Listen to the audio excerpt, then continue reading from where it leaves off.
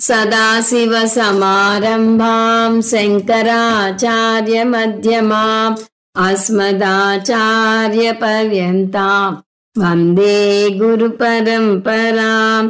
हरिः ओम्। श्रीगुरुभ्यो नमः। हरिः ओम्।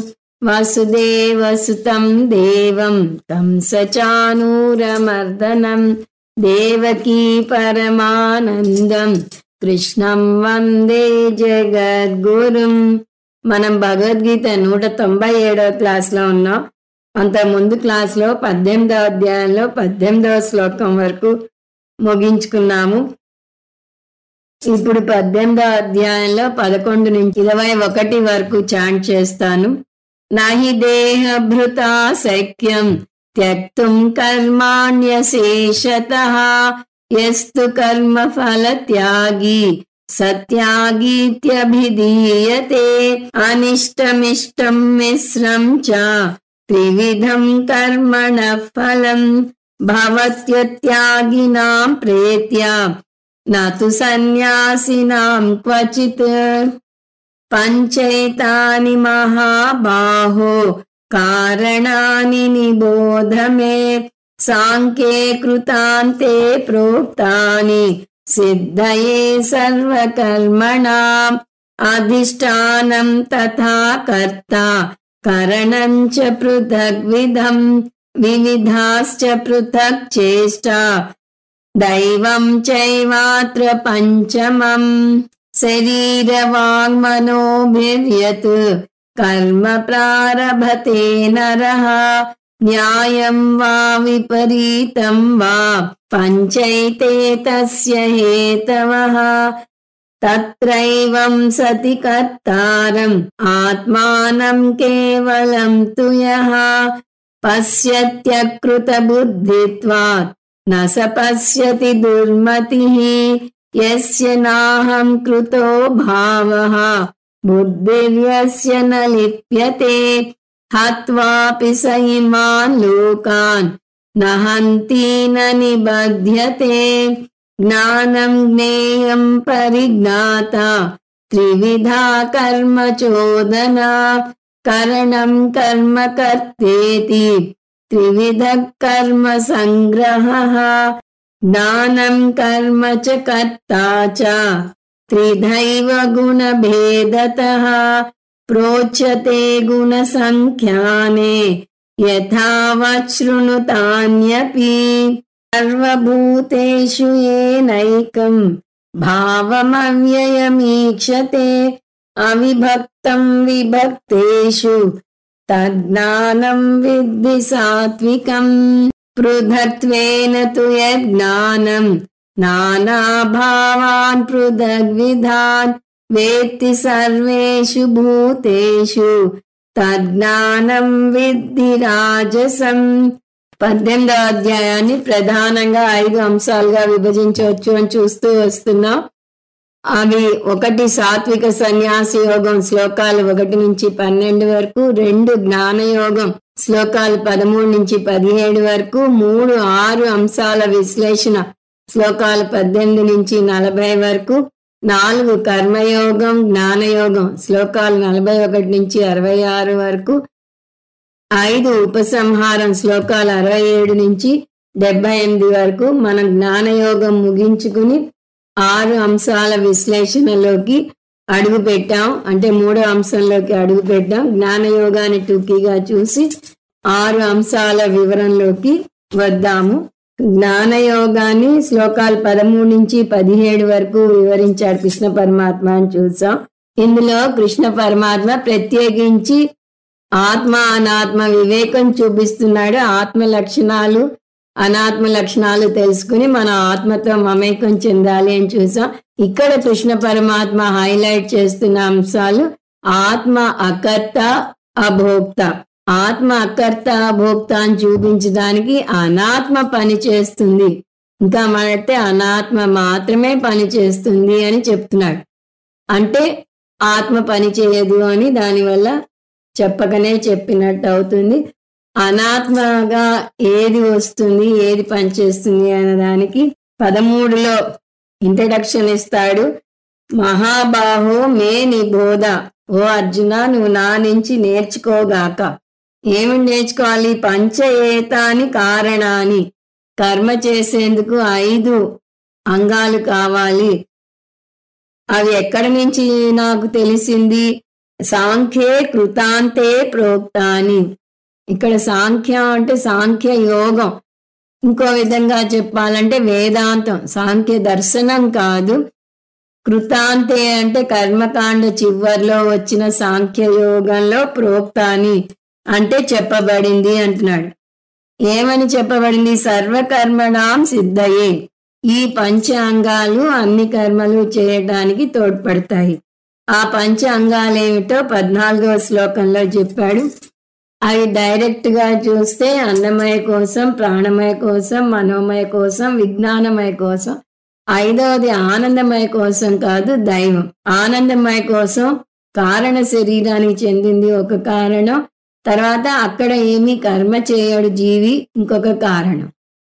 ఈ 5వ అంశం దైవం అంటే ఒక్కొక్క అంగానికి ఒక్కొక్క అధిష్టాన దేవత ఉంటుంది. ఈ అధిష్టాన దేవతలన్నింటికి అధిష్టాన దేవత హిరణ్యగర్భ. సో ఇక్కడ దైవం అంటే హిరణ్యగర్భ. వాటిని భిన్న పదాలతో వర్ణించాడు కృష్ణ పరమాత్మ. మొదటిది అధిష్టానం అన్నాడు. అధిష్టానం అంటే అన్నమయ కోసం. వివిధాశ్చ పృథక్ చేష్ట అంటే ప్రాణమయ కోసం. ఎందువల్లనంటే అది క్రియాశక్తికి కారణం. పృథగ్విధం కరణంచ ఇది మనోమయ కోసం. మనోమయ కోశంలో పంచ జ్ఞానేంద్రియాలు, మనస్సు ఉంటాయి. కర్త విజ్ఞానమయ కోసం, అందులో కూడా పంచ జ్ఞానేంద్రియాలు ఉంటాయి, బుద్ధి కూడా ఉంటుంది. ఇది ఏం చేయాలో ఏం చేయకూడదో నిశ్చయిస్తుంది కాబట్టి కర్త అన్నాడు. దైవం చ పంచమం. దైవం అంటే హిరణ్య గర్భాన్ని చూసాం. ఈ అంగాలన్నిటికీ అధిష్టాన దేవత హిరణ్య గర్భ. ఇది 14వ శ్లోకంలో చెప్పాడు. 15వ శ్లోకంలో మనిషి ఏ కర్మలు చేసినా, ఆ కర్మ ఏ కోణంలో చూసినా సరే, అంటే 3 రకాల కర్మలు, కాయిక వాచిక మానసిక కర్మలైనా సరే, న్యాయం వా విపరీతం వా అంటాడు కృష్ణ పరమాత్మ.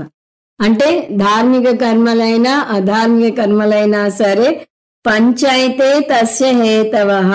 ఈ కర్మలు చేయడానికి ఈ పంచ అంగాలు కావాలి అని 15వ శ్లోకంలో చెప్పాడు.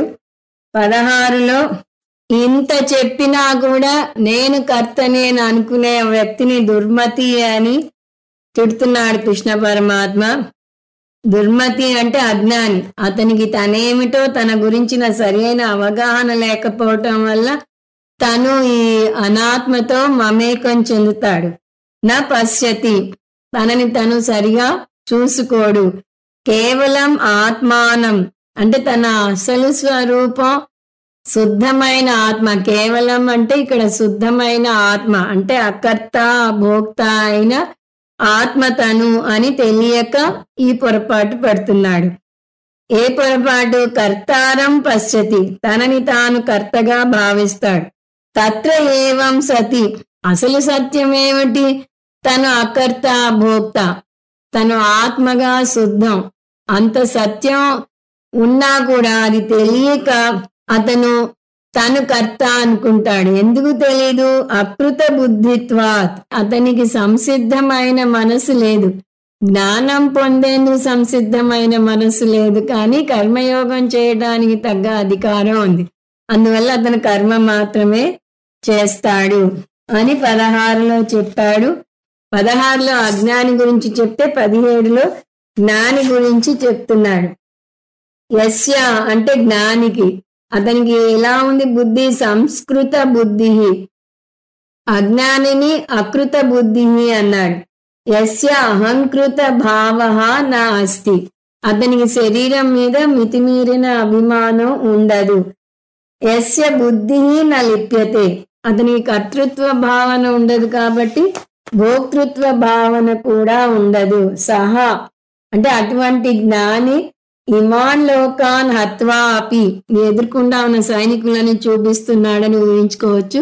ఈ సైనికులందరినీ చంపినా కూడా నా హంతి, అతను చంపినట్టు కాదు. ఎందువలనంటే అతను కర్తృత్వ భావనతో చేయడు. అందువలన నిబధ్యతే, అతను కర్తగా కర్మ చేయడు కాబట్టి భోక్తగా వచ్చే కర్మ ఫలం కూడా అతనికి అంటదు అని చెప్పాడు. ఇక్కడితో జ్ఞానయోగం గురించి అయిపోయింది. దీని తర్వాత 3వ అంశంలోకి అడుగు పెట్టాం. అది 6 అంశాల విశ్లేషణ, శ్లోకాలు 18 నుంచి 40 వరకు. ఈ శ్లోకాల్లో కృష్ణ పరమాత్మ కొత్త పంథాలో వెళ్తున్నాడు. మళ్ళీ గీతాసారాన్ని చెప్తున్నాడు, కానీ ఇది కొత్త పద్ధతిలో. ఇది అర్థం చేసుకున్నా చాలు, మనకి గీత బాగా అర్థమైనట్టే అని చెప్పవచ్చు. మనిషి చేసే పనులను 2గా విభజించవచ్చు అని చెప్తున్నాడు. అవి చేసే వ్యవహారం, తెలుసుకునే వ్యవహారం. అంటే మనిషి రోజంతా అయితే కర్మ చేస్తాడు, లేదా జ్ఞానం పొందుతూ ఉంటాడు. ఈ రెండింటిని 3 దశలుగా విభజించవచ్చు. అవి జానాతి, ఇచ్చతి, యతతే. అంటే ఒక వస్తువు గురించిన జ్ఞానం పొందుతాడు, దాని మీద ఇష్టం ఏర్పడుతుంది, ఆ ఇష్టానికి తగ్గ కర్మ చేస్తాడు. ఇక్కడ జానాతి అంటే జ్ఞానం. ఈ జ్ఞానం ఆత్మజ్ఞానం కాదు. ఏ కర్మ గురించిన జ్ఞానం ఉంటే దానికి తగ్గ కర్మ చేస్తాడు అని. కాబట్టి జానాతి అంటే ఒక వస్తువు గురించి తెలుసుకుంటాడు. ఇచ్చతిలో ఇష్టం ఉంటుంది, ఇష్టం ఉండదు, 2 వస్తాయి. దానికి తగ్గట్టుగా కర్మ చేస్తాడు. అంటే ఇష్టం ఉన్న పని వైపు పరుగులు తీస్తాడు, ఇష్టం లేని దాని నుంచి దూరంగా పారిపోతాడు. ఏ విధంగా చూసినా అది కర్మ కిందకే వస్తుంది. ఈ విధంగా మనిషి అయితే జ్ఞానం పొందుతూ ఉంటాడు, లేతే కర్మ చేస్తూ ఉంటాడని చెప్పి ఈ రెండింటికి 3 అంశాలు తోడ్పడతాయని మొత్తం 6 అంశాల గురించి చెప్పబోతున్నాడు. జ్ఞానం పొందాలి అంటే దానికి త్రిపుటి జ్ఞానం, జ్ఞేయం, జ్ఞాత కావాలి. కర్మ వ్యవహారానికి త్రిపుటి కర్త, కరణం, కర్మ కావాలి. ఒక్క ఆత్మజ్ఞానం పొందితేనే ఈ త్రిపుటి దగ్ధం అవుతుంది. ఈ 6 అంశాలను 18లో కృష్ణ పరమాత్మ పేర్కొన్నాడు. అది ముందు క్లాస్లో చూసాం. మళ్ళీ ఒకసారి ఆ శ్లోకం, దాని అర్థం చూద్దాం. జ్ఞానం, జ్ఞేయం, పరిజ్ఞాత, త్రివిధా కర్మ చోదన, కరణం కర్మ కర్తేతి, త్రివిధ కర్మ సంగ్రహ. జ్ఞానం పొందాలన్నా కర్మ చేయాలన్నా 3 అంశాలు కావాలని చూసాం. 3 అంశాలను కలిపి త్రిపుటి అంటారు. కృష్ణ పరమాత్మ ఈ 2 త్రిపుటులను ఇందులో పేర్కొంటున్నాడు. జ్ఞానం, జ్ఞానం అంటే మనకు తెలిసిన జ్ఞానమే, నాలెడ్జ్. ఆత్మ జ్ఞానం కాదు, దేని గురించిన జ్ఞానం అన్నా తీసుకోవచ్చు. ఇక్కడ జ్ఞేయం, తెలుసుకొనవలసిన వస్తువు, ఆబ్జెక్ట్ ఇంగ్లీష్ లో చెప్పాలంటే. పరిజ్ఞాత, తెలుసుకునే వ్యక్తి, సబ్జెక్ట్. అంటే ఒక వస్తువు గురించిన నాలెడ్జ్ని, అంటే ఒక ఆబ్జెక్ట్ గురించిన నాలెడ్జ్ని సబ్జెక్ట్ అయిన నేను తెలుసుకుంటాను. దీన్ని త్రివిధ కర్మ చోదన అంటారు. ఈ 3 కర్మను ప్రేరేపిస్తాయి. అంటే జ్ఞానం పొందిన వ్యక్తి అంతకంతకు కర్మల్లో కూరుకుపోతాడు. పూర్వకాలం పల్లె జీవనం తీసుకుంటే వారికి చాలా విషయాలు తెలియవు. అందువల్ల వారి జీవితం చాలా ప్రశాంతంగా ఉంటుంది. తెలియని విషయాల మీద కోరికలు ఉండవు కాబట్టి అవి తీర్చుకునే కర్మలు చేసే పని ఉండదు. అందువల్ల వారి జీవితం ప్రశాంతంగా ఉండేది. అది కాక ఖాళీ సమయం కూడా ఎక్కువ ఉండేది. కానీ ఎండాకాలం వస్తే విహారయాత్రలకు ప్రణాళికలు వేరు. కానీ ఇప్పటి జీవన విధానం మారింది. జ్ఞానం పెరిగింది, కోరికలు పెరిగాయి, కర్మలు పెరిగాయి. సెలవులు వస్తే బయట ఊరికి వెళ్ళే పరిస్థితి వస్తోంది. ఆగి అందాన్ని ఆస్వాదించే తీరికే లేకుండా పోతోంది. What is this life if full of care, we have no time to stand and stare అని వాపోతాడు W.H. డేవిస్ అనే ఒక పోయెట్. ఏమిటి జీవితం, అంతా బెంగళమయమే, మనకు నిలబడి తేరిపార చూసే తీరికే లేదు అని వాపోతున్నాడు అతను. లండన్ లో ఒక స్టాచ్యూ ఉంటుంది ఇతనిది, ఈ పోయెట్ది. ఒక సెలయేరు ముందు నిల్చుని దాన్ని తీక్షణంగా చూస్తున్నట్టు ఉంటుంది. మిట్ట మధ్యాహ్నపు ఎండలో సూర్యకాంతి పడి ఆ సెలయేరులో నక్షత్రాలు కిందకి దిగి వచ్చి మిలమిలా మెరుస్తున్నట్టుగా ఉంటుంది. కానీ దీన్ని తీరిగ్గా చూసేంత రసహృదయం మనకి లేదు, అంతా పరుగు పందెంతో సరిపోతోంది అని వాపోతాడు ఆ కవి అందులో. ఇప్పుడు మరీ పరుగులు ఎక్కువయ్యాయి. సెల్ ఫోన్ వచ్చాక అది మోగకుండా ఉండదు. ఎక్కడికి వెళ్ళినా నిరంతరం మోగుతూనే ఉంటుంది. ఒక గంట విశ్రాంతిగా కూర్చొనివ్వదు. ఒక బోధకెళ్తే ఒక్కొక్క మూల నుంచి ఫోన్లు మోగుతూనే ఉంటాయి. సెల్ ఫోన్లు స్విచ్ ఆఫ్ చేయండి అన్నా ఎవరు ఆఫ్ చేయరు. అంటే జ్ఞానం పొందే తీరిక కూడా లేదు. పనే సరిపోతుంది. అందువల్ల జ్ఞానం, జ్ఞేయం, పరిజ్ఞాత అనే ఈ త్రిపుటి కర్మను ప్రేరేపిస్తుంది. ఇక్కడ జ్ఞానం అంటే ఆత్మజ్ఞానం కాదు అనే విషయం మర్చిపోకూడదు. వీటిని ముండకంలో అపరావిద్య అంటారు, ఆత్మజ్ఞానాన్ని పరావిద్య అంటారు. అపరావిద్య అనంతమైన కోరికలను పెంపొందిస్తే పరావిద్య కోరికలను పెంపొందించదు సరికదా, ఉన్న కోరికలన్నింటినీ కూడా పారద్రోలుతుంది. ఎందుకంటే ఆత్మన్యేవ ఆత్మనా తుష్ట అని జ్ఞాని విషయంలో చూస్తాం. అతను ఆత్మలోనే రమిస్తాడు. అతనికి కోరికలు ఉండవు, ఉన్న వాటి కోసం వెంపర్లాడాడు. సో కర్మ చేయాలంటే ఏం చేయాలి? కరణం కర్మ కర్తేతి. కర్మ వ్యవహారం నడపడానికి ఇంకొక త్రిపుటి కావాలి. అవి కర్త, కరణం, కర్మ. కరణం అంటే పరికరం, కర్మ అంటే ఆబ్జెక్టు, కర్త అంటే చేసే వ్యక్తి, సబ్జెక్టు. త్రివిధ కర్మ సంగ్రహ. ఈ త్రిపుటి పరిధిలో కర్మ వ్యవహారం జరుగుతుంది. సో జ్ఞాన వ్యవహారాన్ని 3, కర్మ వ్యవహారాన్ని 3 కావాలి అని విభజించి చూపాడు కృష్ణ పరమాత్మ. వీటిని మనం వివరంగా రాబోయే శ్లోకాల్లో చూస్తాం. ఇంతవరకు ముందు క్లాసులో చూసాము. ఇప్పుడు 19. జ్ఞానం కర్మ చ కర్త చ త్రిధైవ గుణ భేదతః ప్రోచ్యతే గుణ సంఖ్యానే యథావత్ శృణుతాన్యపి. సో ఈ ముందు శ్లోకంలో చెప్పిన 6 అంశాల్లో తన విశ్లేషణకు కృష్ణ పరమాత్మ ముందు ఒక 3 అంశాలను తీసుకున్నాడు. ఏమిటవి? జ్ఞానం, కర్మ చ కర్త. జ్ఞానం అంటే జ్ఞానమే అని చూసా. కర్మ అంటే క్రియ. ఈ శ్లోకంలో కర్మ అంటే క్రియ, ముందు శ్లోకంలో కర్మ అంటే ఆబ్జెక్ట్. 3వ అంశం కర్త. కర్త అంటే కర్మ చేసే వ్యక్తి. అంటే జ్ఞానం, క్రియ, కర్త. ఈ 3 అంశాలు మళ్ళీ 3 వస్తాయి. 30 గొలుసు అంటాం. 3గా ఒక్కొక్క దాన్ని అల్లుకుంటూ వస్తున్నాడు. త్రిధైవ గుణభేదతః. త్రిధ అంటే 3 రకాలుగా.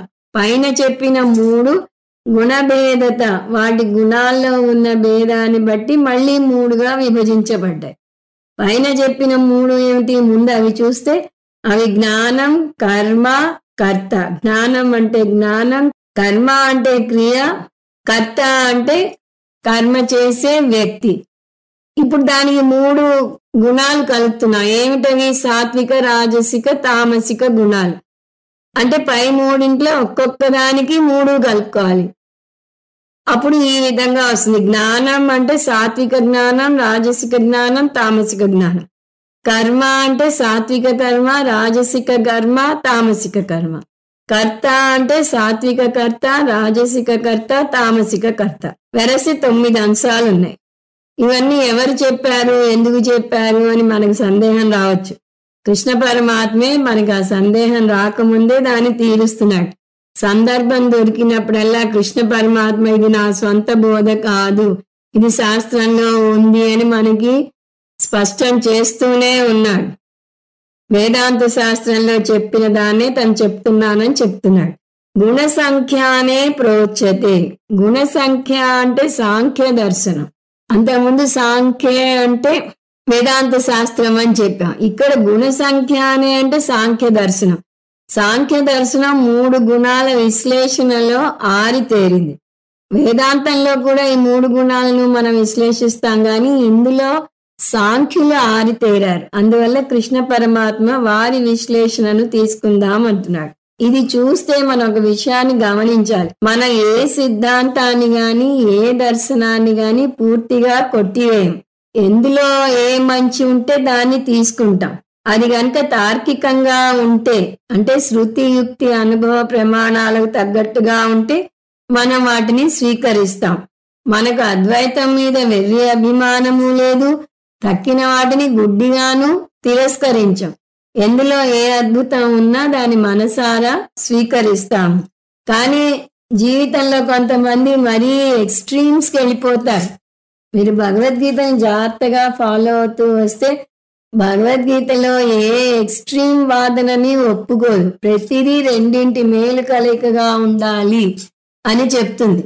అతిగా తినకూడదు, అతిగా ఉపవాసం ఉండకూడదు, అతిగా బాధపడకూడదు, అతిగా ఆనందించకూడదు, అలా రకరకాలుగా చెప్తుంది. ఇక్కడ కూడా మనం అర్థం చేసుకోవాల్సిన విషయం, కొంతమందికి కొన్నిటి మీద వెర్రి అభిమానం ఉంటుంది. అది ఎంతగా ఉంటుంది అంటే తక్కిన వాటిని ద్వేషించేంత. ఉదాహరణకి కొంతమందికి అమెరికా మీద విపరీతమైన మోజు. అక్కడ అన్నీ బాగుంటాయి, ఇక్కడ ఏమీ బాగుండవు అంటారు. చిచిచి దట్టి ఇండియా అంటారు. అమెరికా ఒక నెల వెళ్ళొచ్చి అక్కడే పుట్టి పెరిగినట్టుగా బిహేవ్ చేస్తారు. కొంతమంది అసలు అమెరికా ఎందుకు పనికిరాదు, మన దేశమే గొప్పది, మన దేశంలో ఉన్న ఆధ్యాత్మిక చింతన అక్కడ లేదు, అక్కడ డైవర్స్లు ఎక్కువ, అట్లా విమర్శిస్తుంటారు. రెండింటిలోనూ రెండూ ఉన్నాయి. మంచి చెడు ప్రతి దాంట్లోనూ ఉంటాయి. తెలివైన వారు ప్రతి దానిలోని మంచి తీసుకోవాలి, చెడు వదిలేయాలి. ఇక్కడ ఆ విధంగా మనం సాంఖ్య దర్శనంలోని ఒక మంచి విషయాన్ని తీసుకుంటున్నాం. మనం అంటే కృష్ణ పరమాత్మ తీసుకుని దాని పరంగా మనకి బోధిస్తున్నాడు. అందువల్ల ఎందులో ఏదుందో తీసుకుని దాన్ని సరిగా విశ్లేషించి ఆలోచన ధోరణి ఉపయోగించాలి. అంతేకాని దేన్ని గుడ్డిగా విమర్శించకూడదు. దాని మీద ఒక పద్యం కూడా ఉంది. యుక్తియుక్తం వచోగ్రాహ్యం బాలాదపి సుఖాదపి, యుక్తిహీనం వచః త్యాజ్యం వృద్ధాదపి సుఖాదపి. ఏదైనా తార్కికంగా ఉంటే దాన్ని స్వీకరించాలి. అది పిల్లవాడు చెప్పినా సరే, సుఖ మహర్షి చెప్పినా సరే. సుఖ పదానికి రెండు అర్థాలున్నాయి, చిలుక, సుఖ మహర్షి. వినదగున ఎవరు చెప్పినా అన్నారు మన పెద్దలు. అందుకే అంటే బాలుడు చెప్పినా సుఖ మహర్షి చెప్పినా మంచి అయితే స్వీకరించాలి. కానీ అర్థం లేకుండా ఏదైనా ఎవరైనా చెప్తే ఆ చెప్పిన వయోవృద్ధుడైనా జ్ఞానవృద్ధుడైనా సరే స్వీకరించకూడదు. ఇక్కడ ఈ రూల్ని అనుసరించి కృష్ణ పరమాత్మ సాంఖ్యయోగుల అభిప్రాయాన్ని తీసుకుంటున్నాడు. సాంఖ్యయోగులు చెప్పిన దాన్ని తాని అపి శృణు, నువ్వు విను అంటున్నాడు. ఎలా విను? యథావత్, నేను చెప్పింది చెప్పినట్టుగా విను అర్జున అంటున్నాడు కృష్ణ పరమాత్మ. ఎక్కడికక్కడ అతన్ని హెచ్చరిస్తున్నాడు. శృణు అంటే శ్రద్ధగా విను అని. చెప్పింది చెప్పినట్టుగా విను. చాలా విషయాలు చెప్పింది చెప్పినట్టు వింటే ఏ సమస్య ఉండదు. కానీ వచ్చిన చిక్కు ఏమిటంటే సరిగా వినం, సగం సగం వింటాం. ఆ విన్న దాంట్లో సగమే అర్థం చేసుకుంటాం. దానితో వస్తుంది ఎక్కడ లేని సమస్య. అందువల్ల ఇక్కడ కృష్ణ పరమాత్మ ముందే హెచ్చరిస్తున్నాడు. సాంఖ్య దర్శనం ఆధారంగా చేసుకుని నేను 6 అంశాల గురించి చెప్పబోతున్నాను. 30 గొలుసుగా కొన్ని విషయాలు చెప్పబోతున్నాను, వాటిని విను అన్నాడు. ముందుగా చెప్పబోయేది జ్ఞానం గురించి. 3 రకాల జ్ఞానం, శ్లోకాలు 20 నుంచి 22 వరకు. దాని ఉపోద్ఘాతం చూద్దాం. ఈ అధ్యాయం అంతా చాలా సోక్డ్ విత్ నాలెడ్జ్ అంటాం, soaked with facts and figures. అవి తెలుసుకోవాలంటే దాని ముందు కొంచెం స్పేడ్ వర్క్ మనం చేసుకుంటే ఈజీగా అర్థం అవుతుంది. సో ఇక్కడ కృష్ణ పరమాత్మ ముందు తీసుకున్న 3 అంశాలు ఏమిటి? జ్ఞానం, కర్మ, కర్త. వీటిల్లో జ్ఞానం గురించి చెప్పబోతున్నాడు. సాత్విక జ్ఞానం గురించి 20వ శ్లోకంలో, రాజసిక జ్ఞానం గురించి 21లో, తామసిక జ్ఞానం గురించి 22లో చెప్పబోతున్నాడు. కానీ మనం ఉపోద్ఘాతంలో కింద నుంచి పైకి వెళ్తాం. ఎందువల్లనంటే ఎవరి జ్ఞానం అయినా ముందు తామసిక జ్ఞానంతో మొదలవుతుంది. నెమ్మదిగా తెలివిని ఉపయోగించి, శ్రద్ధని ఉపయోగించి సాత్విక జ్ఞానానికి ఎదుగుతాడు. అందువల్ల మనం ఉపోద్ఘాతం చూసేటప్పుడు కింద నుంచి పైకి వెళ్దాం. సో ఇక్కడ జ్ఞానం అంటే దేని గురించిన జ్ఞానం? ఆత్మ జ్ఞానం. చూడండి, సందర్భాన్ని బట్టి విషయాలు మారుతూ ఉంటాయి. సో ఈ 3 శ్లోకాలు చాలా ముఖ్యం. ఎందువల్లనంటే ఆత్మజ్ఞానం ఎంత మేరకు మీలో ఉంటే దాన్ని బట్టి మీ గుణం ఏమిటో చెప్పవచ్చు అని కృష్ణ పరమాత్మ చెప్తున్నాడు. ఆత్మజ్ఞానం మనకి జవాబు చెప్పేది ఏ అంశం మీద? నేనెవరు, హూ యామ్ ఐ. ఈ నేనెవరు అనే ప్రశ్నకి సరి అయిన సమాధానం దొరికిన అతనే జ్ఞాని, అతనే సాత్విక జ్ఞాని. సరి అయిన సమాధానం దొరకని వాళ్ళు ఈ తక్కిన రెండిట్లోకి వస్తారు. వారిలో కూడా చిన్న భేదం ఉంది, అదేంటో వివరంగా చూద్దాం.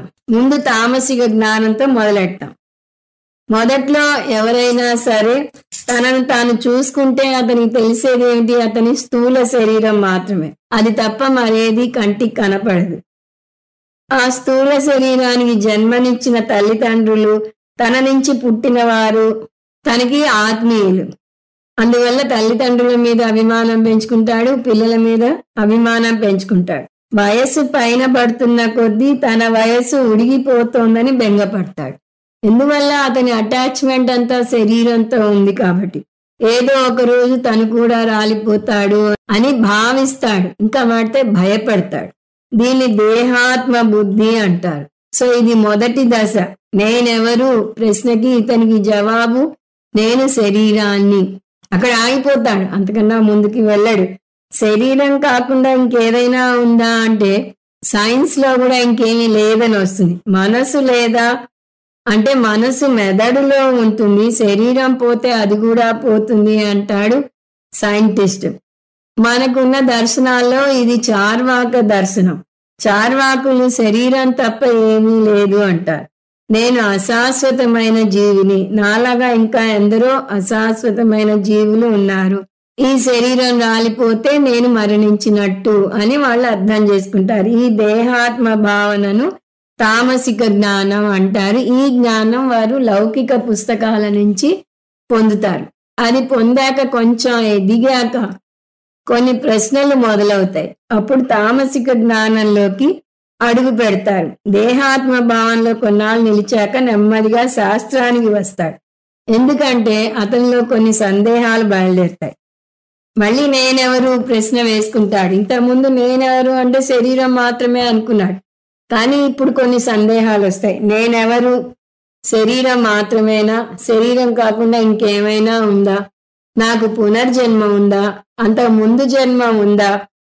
ఎందువల్లనంటే ఈ సందేహాలను బలపరుస్తూ అనేక సంఘటనలు చూస్తాడు, అనేక పుస్తకాలను చదువుతాడు. చిన్నపిల్లలు వారి గత స్మృతులను నెమరు వేసుకోవటం, వారు చెప్పిన ఊరికి వెళ్ళి చూస్తే అక్కడ ఫలానా వ్యక్తి ఫలానా సంవత్సరంలో పుట్టాడు, ఫలానా పని చేశాడు అని తెలియటం, అతనే మళ్ళీ ఇలా పుట్టాడు అని అర్థం చేసుకోవటం చూస్తూ ఉంటాం. ఇది చాలా అరుదైన విషయం అనుకోండి. ఎందువల్లనంటే మనకి సాధారణంగా గత జన్మ గుర్తుండదు. గత జన్మ దాకా ఎందుకు, పోయిన వారం ఏం చేశామో అనే గుర్తుండదు. ఎవరికో ఏదో మాట ఇస్తామో అది గుర్తుండదు. ఒక విధంగా గత జన్మ గుర్తుండకపోవడమే మంచిది కూడా. కానీ మనం ఇలా ఎవరికైనా గత జన్మ గుర్తుకు రావటం అవి చూస్తూ ఉంటాం. అందువల్ల దీన్ని కొట్టివేయడానికి వీల్లేదు. అది కాక కొంతమంది చిన్న పిల్లలు కొన్ని రంగాల్లో ఆరితేరుతారు. వారిని చైల్డ్ ప్రాడిజీ అంటారు. 5వ ఏటనే సంగీత విద్వాంసురాలు అవుతుంది ఒక బాలిక. అంటే పూర్వజన్మలో తను సంగీతం నేర్చుకుని మధ్యలో ఆపేసి ఉంటుంది. మన యోగ భ్రష్టులు అన్న మాట నేర్చుకున్నాం భగవద్గీతలోనే. ఇలాంటి అరుదైన విషయాలు వింటే మళ్ళీ నేనెవరు అనే ప్రశ్న ఉదయించక మానదు. అది తెలుసుకోవాలంటే శాస్త్రానికి రావాలి అని తెలుసు. కాబట్టి శాస్త్రానికి వస్తాడు. శాస్త్రం నువ్వు శరీరం కాదు, నువ్వు శరీరానికి భిన్నంగా ఉన్నావు అంటుంది.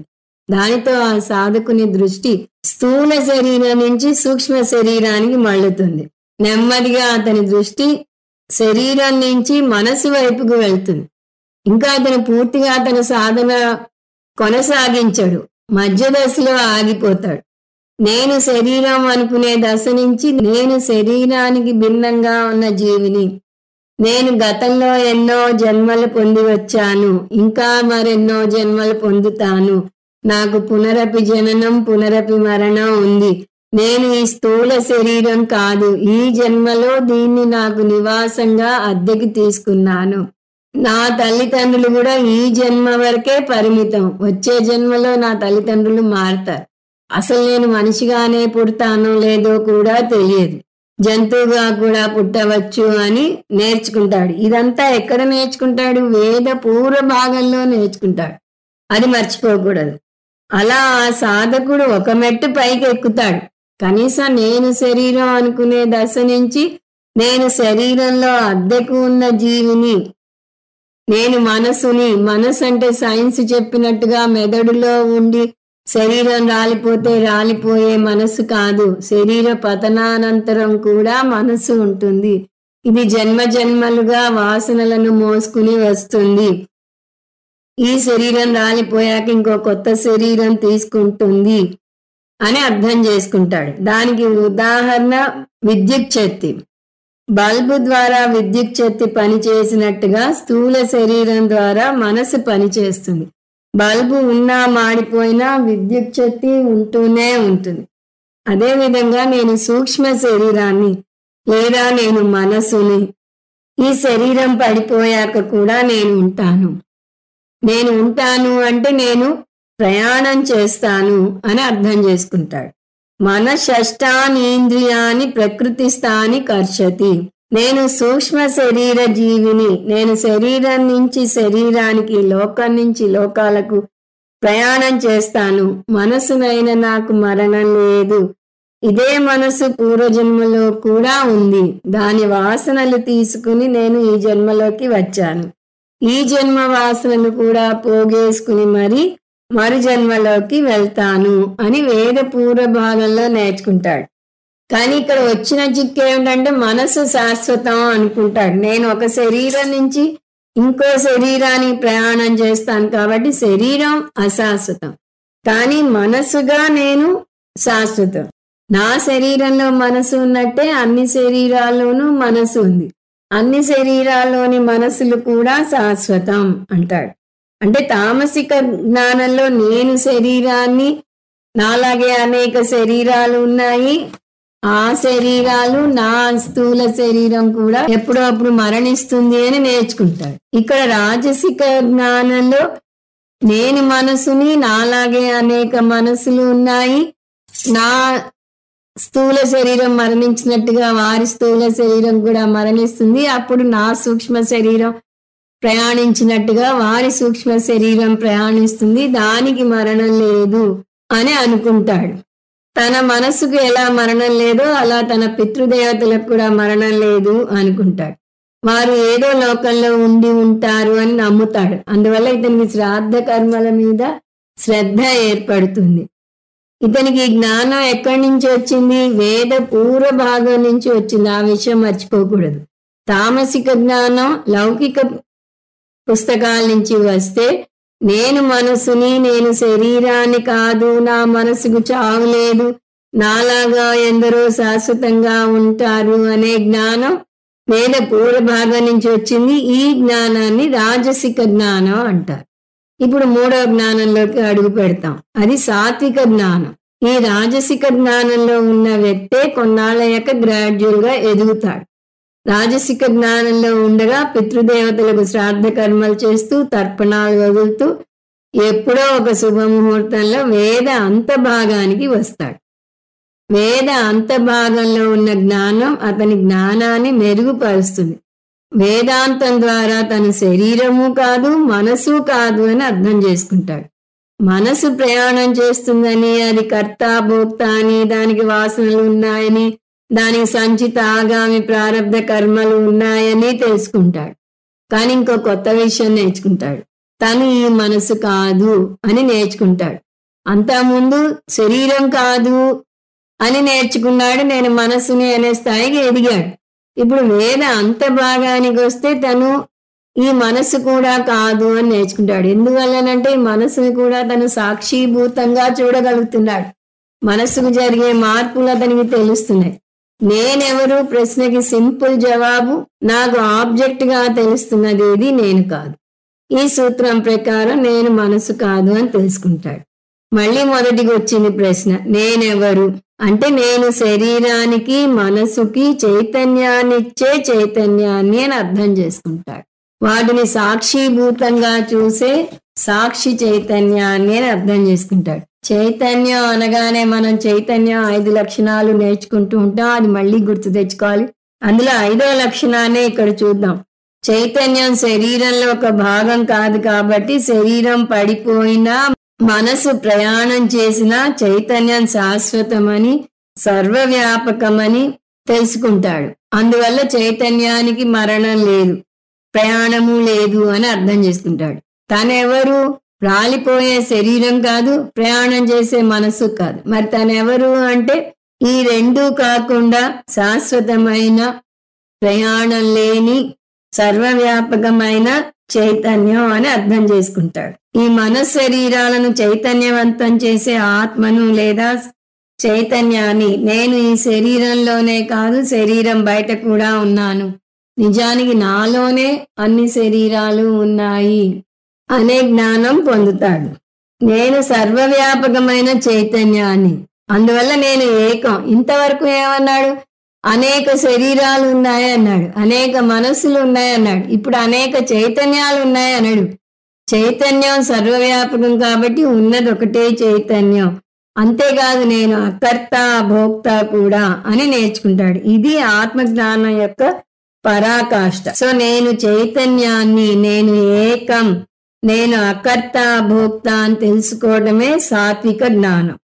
ఇప్పుడు ఈ జ్ఞానాలను క్రోడీకరిస్తే ఆత్మజ్ఞానం 3 దశల్లో కలుగుతుంది. నేనెవరు? దశ 1 నేను దేహాన్ని, ఇది లౌకిక పుస్తకాల వల్ల కలుగుతుంది, ఇది తామసిక జ్ఞానం. దశ 2 నేను మనస్సును, ఇది వేద పూర్వ భాగం వల్ల కలుగుతుంది, ఇది రాజసిక జ్ఞానం. దశ 3 నేను చైతన్యాన్ని, ఇది వేద అంతభాగం వల్ల కలుగుతుంది, ఇది సాత్విక జ్ఞానం. ఈ నేపథ్యంతో ఈ శ్లోకాలను చూద్దాం. మనం తామసిక జ్ఞానం నుంచి చెప్పుకు వచ్చాము. కృష్ణ పరమాత్మ పైనుంచి కిందికి వస్తున్నాడు, అంటే సాత్విక జ్ఞానం నుంచి చెప్పుకు వస్తున్నాడు. ఆ పరంగా చూద్దాం. శ్లోకం 20 సర్వభూతేషు ఏనైకం భావమవ్యయమీక్షతే అవిభక్తం విభక్తేషు తజ్ఞానం విద్ధి సాత్వికం. విభక్తేషు సర్వభూతేషు ఏకం భావం ఈక్షతే. ఈ జ్ఞానంతో సమస్త ప్రాణులలోనూ ఒకటే చైతన్యాన్ని చూస్తాడు. భావం అంటే ఇక్కడ సత్యం. సత్యం అంటే చైతన్య తత్వం లేదా ఆత్మతత్వం, లేదా ముందు శ్లోకంలో నేర్చుకున్న కేవలం ఆత్మానం పదం తీసుకుంటే శుద్ధ సత్. ఎన్ని చైతన్యాలున్నాయి? ఏకం, ఒకటే చైతన్యం ఉంది. అది ఎటువంటి చైతన్యం? అవ్యయం, మార్పు లేనిది, నిర్వికారమైనది. శరీరం షడ్వికారాలకు లోనవుతుంది అని తెలుసు. అవి అస్థి, జాయతే, వర్తతే, విపరిణమతే, అపక్షీయతే, వినశ్యతి. అలాగే మనసు విషయం తీసుకుంటే దానికి కూడా అరిషడ్ వర్గాలు ఉన్నాయి. కామ, క్రోధ, లోభ, మోహ, మదమాత్సర్యాలు ఉన్నాయి. అంటే దానిలోనూ అనేక భావాలు మారుతూ ఉంటాయి. శరీరానికి దారుఢ్యం తగ్గుతూ వస్తున్న కొద్దీ మనసుకు కూడా పటుత్వం తగ్గుతుంది. అన్నీ మర్చిపోతున్నాను అని బాధపడుతుంటారు కొంతమంది. అలా మనశరీరాలు మార్పుకు లోనవుతాయి, కానీ చైతన్యం మారదు.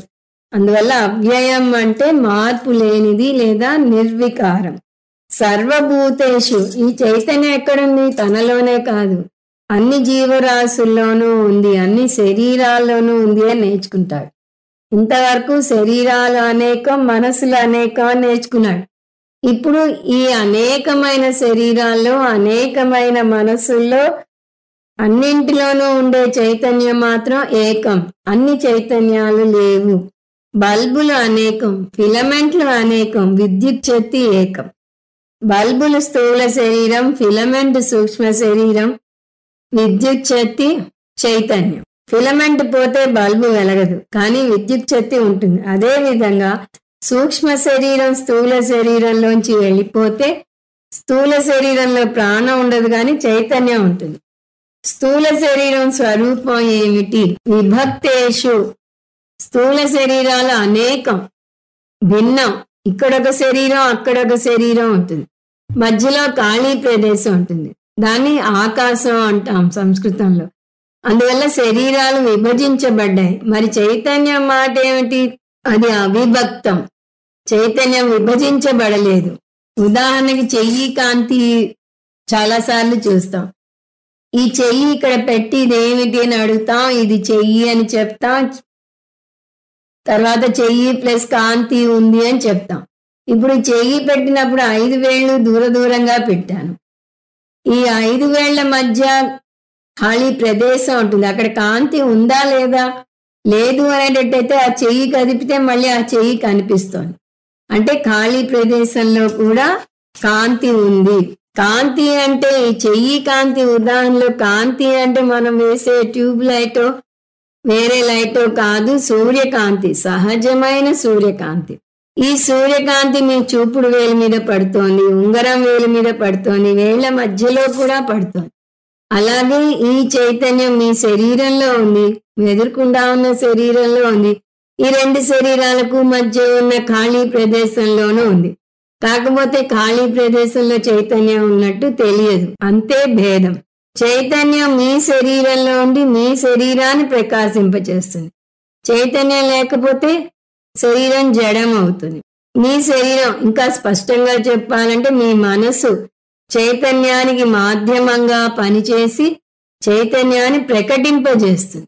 చైతన్యం మనసుని చైతన్యవంతం చేస్తే మనసు చైతన్యాన్ని ప్రకటింపజేస్తుంది. అది చిన్న భేదం. మనసు లేకపోతే చైతన్యం ఉంటుంది కానీ ఉన్నట్టు తెలియదు. అందువల్ల మాధ్యమం ద్వారా ప్రకటితమైన చైతన్యాన్ని వ్యక్త చైతన్యం అని, మాధ్యమం లేకుండా ప్రకటించబడని చైతన్యాన్ని అవ్యక్త చైతన్యం అని అంటారు. అందువల్ల అవిభక్తం అన్నాడు కృష్ణ పరమాత్మ. అవిభక్తం అంటే భాగాలు లేనిది. చైతన్యానికి ఉదాహరణ ఆకాశం ఇస్తారు. ఆకాశాన్ని భాగాలుగా కోయలేం. స్వామీజీ అంటారు, అలా భాగాలుగా కోయగలిగితే చక్కగా ఆకాశంలో కొంత భాగం కోసుకెళ్ళి మా ఇంట్లో ఖాళీ ప్రదేశం లేదు అక్కడ పెట్టుకుంటాను అని చెప్పవచ్చు అంటారు. అందువల్ల చైతన్యం అవిభక్తం, ఆకాశం కూడా అవిభక్తం.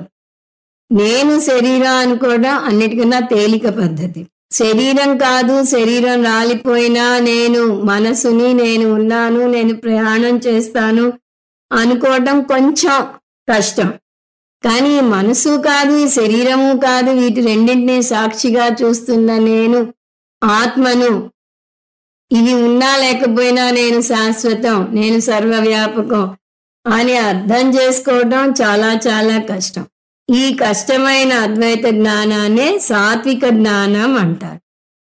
సో సాత్విక జ్ఞానం ఏమిటి అంటే నేను ఆత్మను, ఆత్మ ఏకం, నిర్వికారం, అవ్యయం, అవిభక్తం, ఈ పదాలన్నీ ఈ శ్లోకంలో చూసాం అనే జ్ఞానం. దీన్ని సాత్విక జ్ఞానం అంటారు. ఇప్పుడు రాజసిక జ్ఞానం చూడబోతున్నాం 21వ శ్లోకంలో. పృథత్వేన తు యజ్ఞానం నానాభావాన్ పృథగ్విదాన్ వేత్తి సర్వేషు భూతేషు తజ్ఞానం విద్ధి రాజసం. అంతకుముందు తజ్ఞానం విద్ధి సాత్వికం అన్నాడు. ఈ జ్ఞానాన్ని సాత్వికం అని తెలుసుకోని, నేను చైతన్యాన్ని లేదా ఆత్మను, నేను ఏకం, నిర్వికారం, అవ్యయం, అవిభక్తం అనే జ్ఞానం. ఇప్పుడు తజ్ఞానం విద్ధి రాజసం, రాజసిక జ్ఞానం గురించి ఈ విధంగా తెలుసుకో అని చెప్తున్నాడు. ఏమిటో అది చూద్దాం. రాజసిక జ్ఞానం మధ్యస్థాయి జ్ఞానం. అంటే తామసిక జ్ఞానం అంత కనిష్టంగానూ ఉండదు, సాత్విక జ్ఞానం అంత శ్రేష్టమైన జ్ఞానము కాదు. రాజసిక జ్ఞానంలో నేను శరీరాన్ని అనుకోడు. అందువల్ల ఇతను తామసిక జ్ఞాని కన్నా కొంచెం నయం. తామసిక జ్ఞానం ఉన్న వ్యక్తి నేను శరీరమే అనుకుంటాడు. దీన్ని చార్వాక దర్శనం అంటారని కూడా చూసాం. చార్వాకులు శరీరాన్నే నమ్ముతారు, కంటికి కనపడని వాటిని నమ్మరు. అందువల్ల పుణ్య పాపాలు ఉన్నాయి, ధర్మాధర్మాలు ఉన్నాయి, దాని తగ్గట్టుగా స్వర్గలోకాలకు వెళ్తారు, నరకలోకానికి వెళ్తారు, అవన్నీ నమ్మరు. నువ్వు ఇలా చేస్తే పాపం వస్తుంది, నరకానికి పోతావు అంటే పుణ్య పాపాలు ఉన్నాయని నిదర్శనం ఏంటి, స్వర్గ నరకాలు ఉన్నాయని నిదర్శనం ఏంటి, ఎవరైనా వెనక్కి తిరిగి వచ్చి చెప్పారా అని ఎదురు మననే ప్రశ్నిస్తాడు. కానీ రాజసిక జ్ఞానం పొందే వ్యక్తి ఈ శరీరంతో మమేకం చెందకుండా శరీరానికి భిన్నంగా ఇంకొకటి ఉంది అని తెలుసుకుంటాడు. ఈ రాలిపోయే శరీరం వెనక ఇంకొక శాశ్వతమైన అంశం ఉంది అని నేర్చుకుంటాడు. కానీ ఈ జ్ఞానం ఎక్కడ పొందాడు? వేద అంత భాగం నుంచి కాదు, వేద పూర్వ భాగం నుంచి నేర్చుకుంటాడు. దాన్ని మనసుగా నేర్చుకుంటాడు. మనసుకు ఆలోచించే శక్తి ఉంది కాబట్టి, చెయ్యాలనే సంకల్పం ఉంది కాబట్టి మనసు ద్వారా నేనే అన్నీ చేస్తున్నాను, నేను చేసిన కర్మల ఫలాన్ని కూడా నేను అనుభవిస్తాను, నేను కర్తను, నేను భోక్తను అని అర్థం చేసుకుంటాడు. కర్మ సిద్ధాంతంలో మనం నేర్చుకునే మొట్టమొదటి సూత్రం మనం చేసిన కర్మకు తగ్గ ఫలం మనమే అనుభవించాలి. మనం ఒక నేరం చేస్తే దానికి శిక్ష మనమే అనుభవించాలి, మన బదులు ఇంకొకరు అనుభవించరు. అందువల్ల తన శరీరంలో మనస్సు ఉన్నట్టుగా ఎన్ని శరీరాలు ఉంటే అన్ని మనసులు ఉంటాయి అని నేర్చుకుంటాడు. కాబట్టి ఇతను తామసిక గుణం ఉన్న వ్యక్తి కన్నా ఒక మెట్టు పైకెక్కాడు కానీ ఇంకా చివరి మెట్టుకి రాలేదు. మధ్య మెట్టులోనే ఆగిపోతాడు, ద్వైతంలోనే ఉంటాడు కానీ అద్వైతానికి రాడు. ఏ జ్ఞానం, ఏ జ్ఞానం వల్లనైతే పృథగ్విధాన్ నానా భావాన్ వేత్తి, అనేక భిన్నమైన జీవాత్మలు ఉన్నాయి అని నేర్చుకుంటాడు. ఇతని దృష్టిలో ఎన్ని శరీరాలుంటే అంటే ఎన్ని మనస్సులు ఉంటే అన్ని జీవాత్మలు ఉన్నాయి అంటాడు. భావ అంటే ఇక్కడ జీవులు, అంతకుముందు భావం అంటే సత్యం అన్నాం, ఇక్కడ భావాన్ అంటే జీవులు, నానా భావ అంటే అనేక జీవులు. వీరి ఉద్దేశంలో ఈ విభజన శరీర పరంగా కాదు మనస్సు పరంగా జరుగుతుంది. పృథగ్విధాన్ అంటే ప్రతి ఒక్క జీవి కూడా ఇంకో జీవికి భిన్నంగా ఉంది అని తెలుసుకుంటాడు. ఒక జీవికి పుణ్యఫలం ఎక్కువ ఉంటే ఇంకో జీవికి పాప ఫలం ఎక్కువ ఉండొచ్చు, మరొక జీవికి సమానంగా ఉంటాయి. ఇవన్నీ ఎక్కడ చూస్తాడు? సర్వేషు భూతేషు, అన్ని స్థూల శరీరాల వెనక చూస్తాడు. సాంఖ్య దార్శనికుల తత్వం ఇది. వాళ్ళు ఆత్మలు అనేకం అంటారు, న్యాయ దార్శనికులు కూడా ఆత్మలు అనేకం అంటారు. ఎందుకంటే ఆత్మ అంటే మనసు అని వీరి ఉద్దేశం. తజ్ఞానం విద్ధి రాజసం, ఈ జ్ఞానాన్ని రాజసిక జ్ఞానంగా తెలుసుకో అర్జున అంటున్నాడు కృష్ణ పరమాత్మ. సో రాజసిక జ్ఞానం ఏమిటి? నేను మనసును, ఎన్ని జీవులు ఉంటే అన్ని జీవాత్మలు ఉన్నాయి అనే జ్ఞానం, ఇది రాజసిక జ్ఞానం. ఇప్పుడు తామసిక జ్ఞానం చూడబోతున్నాం. శ్లోకం 22. ఎత్తు కృష్ణవత్ ఏకస్మిన్ కార్యే సప్తమహైతుకం అతత్వాదవత్ అల్పం చ తత్తామసం ఉదాహృతం. ఇప్పుడు తామసిక జ్ఞానాన్ని చూడబోతున్నాం. ఈ జ్ఞానాన్ని లౌకిక దృష్టి ఉన్న వ్యక్తి పొందుతాడు. ఇది కూడా లౌకిక పుస్తకాలు చదివి పొందుతాడు. అందువల్ల ఇతను నేనెవరు ప్రశ్నకు నేను శరీరాన్ని అనుకుంటాడు. మనసు ఉందని కూడా అతను అర్థం చేసుకోడు. అతని కంటికి కనపడేదే ఉంది, వేరే లేవు. అందువల్ల శరీరం మరణిస్తే ఆ జీవి కూడా మరణించినట్టే అనుకుంటాడు అతను. ఎవరైనా అతనితో నీ స్థూల శరీరం వెనుక ఒక సూక్ష్మ శరీరం ఉంది, నువ్వు మరణించాక అది ప్రయాణిస్తుంది అని చెప్పినా అతను నమ్మడు. అది ఉందని ఏమిటి నిదర్శనం అని గుడ్డిగా వాదిస్తాడు. పైగా మీది గుడ్డి నమ్మకం అని మనని నిరసిస్తాడు. ప్రత్యక్ష ప్రమాణాన్ని తప్ప నమ్మడు. అంటే ఇంద్రియ గోచరం కాని దేన్ని నమ్మడు. అటువంటి వారితో వాదించి ప్రయోజనం లేదు. ఎందుకంటే అతనికి మనం సూక్ష్మ శరీరాన్ని చూపించలేం. ఎవరో ఆత్మ బరువు ఎంత ఉంటుందో తెలుసుకోవాలనుకున్నారట. అందువల్ల వారు తెలివిగా ఒక వ్యక్తి మరణించే ముందు అతని బరువును కొల్చి మరణించాక బరువును కొల్చాడు.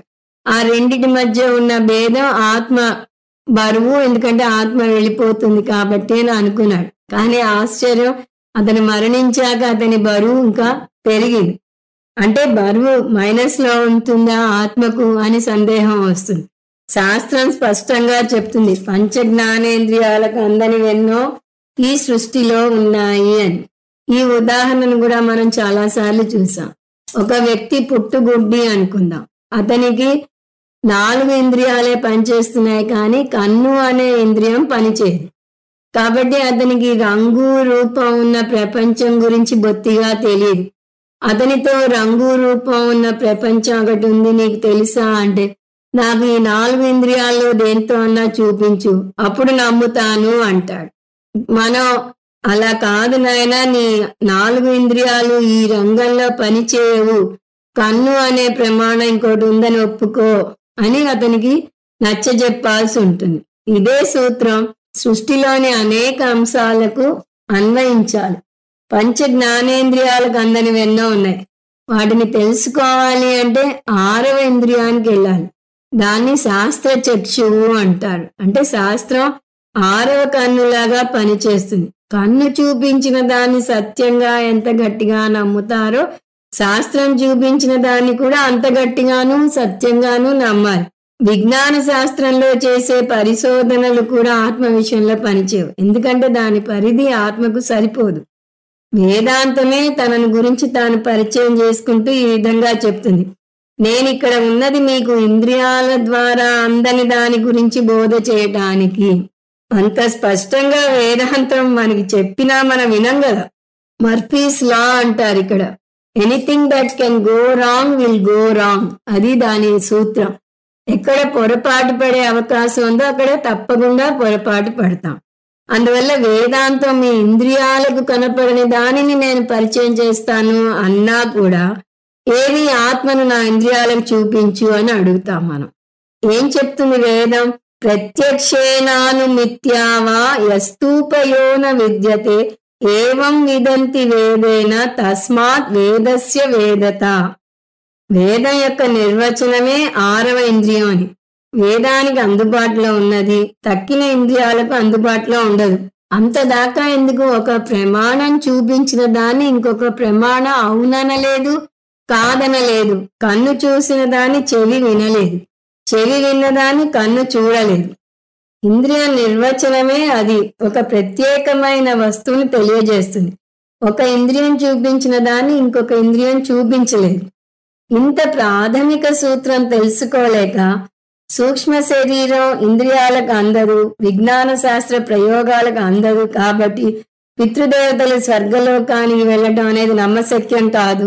అందువల్ల వారికి శ్రాద్ధ కర్మలు చేయటం అనవసరం, తర్పణాలు వదలటం వృధా పని అంటారు కొంతమంది, ముఖ్యంగా ఈ తామసిక బుద్ధి ఉన్న వ్యక్తులు. ఇవంతా కాకమ్మ కథలు అంటారు. కృష్ణ పరమాత్మ ఇటువంటి వ్యక్తుల జోలికి పోకండి, వారిని వదిలేయండి, వారు నమ్మరు. ఎందువల్లనంటే వారితో వాదించి ప్రయోజనం లేదు అంటాడు. ఆ వ్యక్తులకు నిదర్శనం అంటే ఏమిటో తెలియదు, జ్ఞానం అంటే ఏమిటో తెలియదు. అందువల్ల తామసిక జ్ఞానం ఉన్న వ్యక్తులు అంటారు వారిని కృష్ణ పరమాత్మ.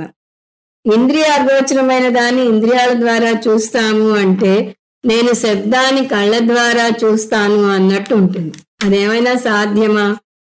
ఈ నేపథ్యంతో ఈ శ్లోకం చూస్తే ఏ జ్ఞానం అయితే ఏకస్మిన్ కార్యే సక్తం కృష్ణవతు.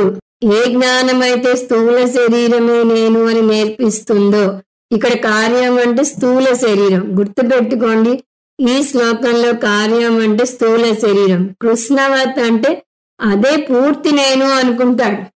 ఈ వాక్యం మొత్తం అర్థం చూస్తే ఈ జ్ఞానంలో నేను అంటే స్థూల శరీరం మాత్రమే అనుకుంటాడు, ఇంకోటి ఉందనే ఒప్పుకోడు. శాస్త్రం స్థూల శరీరం అంటే నీలో అత్యంత బాహ్యంగా ఉన్న పంచకోశాలలో కేవలం ఒక్క కోశం మాత్రమే అంటుంది. ఆ కోశాన్ని అన్నమయ కోశం అంటుంది. అంత బాహ్యంగా ఉన్న కోశాన్ని నేను అని అతను అనుకుంటే ఇంకా దాని లోపల ఉన్న ప్రాణమయ కోశం, మనోమయ కోశం, విజ్ఞానమయ కోశం, ఆనందమయ కోశాలకు ఎప్పుడు వస్తాడు? వీటికే రాని వ్యక్తి పంచకోశాలకు అతీతంగా ఉన్న ఆత్మ దగ్గరికి ఎప్పుడు వస్తాడు? అది అడియాసే అవుతుంది. అందువల్ల అటువంటి వ్యక్తితో వాదిస్తే మీకు కంఠశోష మిగులుతుంది తప్ప ఏమీ ప్రయోజనం ఉండదు. అందువల్ల మీరు చెప్పాల్సిందల్లా నీ మార్గంలో నువ్వు వెళ్ళు, మా మార్గంలో నన్ను వెళ్ళని, నువ్వు అనవసరంగా అడ్డుపడకు అని చెప్పాలి. కార్యే సక్తమ హైతుకం. వారి మాటల్లో ఏమీ తర్కం ఉండదు. లౌకిక విషయాల మీద శ్రద్ధ చూపే వారి మాటలు తర్కానికి విరుద్ధంగా ఉంటారు. వారు ప్రత్యక్షం ఒక్కటే ప్రమాణం అంటారు. అలాంటప్పుడు వారికి వీపు ఉంది అని కూడా నమ్మటానికి వీల్లేదు. వీపు కనపడదు కదా, అంటే వీపు లేనట్ట వారి వాదన ఇంత వెర్రిగా ఉంటుంది. అందువల్ల అహైతుకం అంటున్నాడు కృష్ణ పరమాత్మ. అతత్వార్థవత్, అందులో అంతిమ సత్యం లేదు. అంటే ఈ జ్ఞానం పూర్తి జ్ఞానం కాదు. అల్పంచ, పూర్తి జ్ఞానం కాదు కాబట్టి ఇది సరి అయిన జ్ఞానం కూడా కాదు. అల్ప జ్ఞానం, అల్పంచ, అన్నింటిలోకి అల్పమైన జ్ఞానం, చాలా తక్కువ స్థాయి జ్ఞానం. అది ఇచ్చే ఫలం కూడా అల్ప ఫలమే ఉంటుంది. తత్ తామసం ఉదాహృతం. ఇటువంటి జ్ఞానాన్ని తామస జ్ఞానం అని అంటారు. సో తామస జ్ఞానం నిర్వచనం ఏమిటి అంటే నేను శరీరాన్ని, ఎన్ని జీవులు ఉంటే అన్ని శరీరాలు ఉన్నాయనే నిర్హేతుకమైన అల్ప జ్ఞానం అనే జ్ఞానం ఉంది. నేనెవరు? ఈ ప్రశ్నకు పైన చెప్పినట్టుగా 3 రకాల సమాధానాలను 3 స్థాయిల్లో పొందుతారు మనుషులు.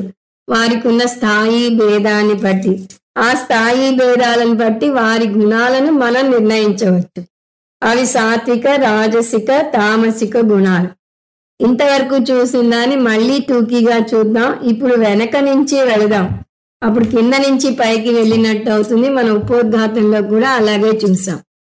సో శ్లోకం జ్ఞానం, జ్ఞాన విషయం అనే టేబుల్ కింద చూస్తే 22వ శ్లోకంలో తామసిక జ్ఞానాన్ని వివరించాడు కృష్ణ పరమాత్మ. అది నేను శరీరాన్ని, నాలాగే అనేక శరీరాలు ఉన్నాయి అని అతను అనుకుంటాడు. 21వ శ్లోకం రాజసిక జ్ఞానాన్ని వివరిస్తుంది. అది నేను మనస్సుని, నాలాగే అనేక మనస్సులు ఉన్నాయి అంటాడు. అంటే అనేక జీవాత్మలు ఉన్నాయి అంటాడు. 20వ శ్లోకంలో సాత్విక జ్ఞానం వస్తుంది. నేను ఆత్మను, ఆత్మ ఏకం, ఆత్మ నిర్వికారం, ఆత్మ అవ్యయం, ఆత్మ అవిభక్తం అని నేర్చుకుంటాడు. తామసిక జ్ఞానాన్ని లౌకిక విద్య వల్ల పొందితే, రాజసిక జ్ఞానాన్ని వేద పూర్వ భాగం నుంచి పొందితే, సాత్విక జ్ఞానాన్ని వేద అంత భాగం నుంచి పొందుతాడు. ఇది జ్ఞానం గురించిన అంశం. అంటే 3 రకాల జ్ఞానం గురించి అయిపోయింది. కృష్ణ పరమాత్మ చెప్తాన్న 6 అంశాలలో ఒక అంశం అయింది. 2వ అంశం 3 రకాల కర్మ. అది శ్లోకాలు 23 నుంచి 25 వరకు కొనసాగుతుంది. అది వచ్చే క్లాస్లో చూద్దాం. ఓం తత్సత్. సర్వం శ్రీకృష్ణార్పణమస్తు. ఓం పూర్ణమద పూర్ణమిదం పూర్ణాత్ పూర్ణముదచ్యతే పూర్ణస్య పూర్ణమాదాయ పూర్ణమేవావశిష్యతే. ఓం శాంతి శాంతి శాంతి. హరి ఓం. శ్రీ గురుభ్యో నమః. హరి ఓం.